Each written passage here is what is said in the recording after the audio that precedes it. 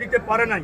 তাই আজকের এই ভোটের মাধ্যমে তাদের যে উৎসব, আগামীতে আমরা ট্রায়াল হিসেবে এই ভোট করতেছি, নেতা নির্বাচন করতেছি। আগামীতে ধানের শীষের প্রার্থী যেই হবে তাকে আমরা এইভাবে স্বতঃস্ফূর্তভাবে দলমত নির্বিশেষে বিএনপিকে আমরা জয়যুক্ত করব।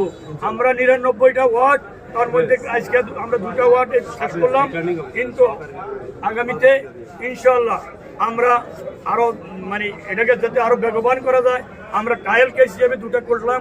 মোটামুটি আমাদের মানুষের মাঝে, ভোটারের মাঝে, আমাদের নেতৃত্বের মাঝে, নেতৃবৃন্দুর মাঝে যে আমরা আগ্রহ উদ্দীপনা দেখছি, যেই উৎসাহ উদ্দীপনা দেখছি, ইনশাআল্লাহ এই ভোট তারেক জিয়ার যে উদ্দেশ্যে আমাদের তৃণমূলের যে মূল্যায়ন করছে, আসলে এটা অভাবনীয়ভাবে মানুষের মাঝে এটা প্রতিফলিত হয়েছে।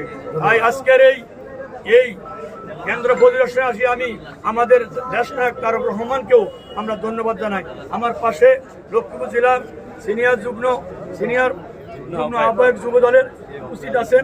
অত্র এলাকার এই উপজেলার উনি রিটার্নিং কর্মকর্তার দায়িত্বে আছেন এখন বর্তমানে, কারণ রিটার্নিং কর্মকর্তা চলে গেছেন ওনার ভারপ্রাপ্ত দিয়া।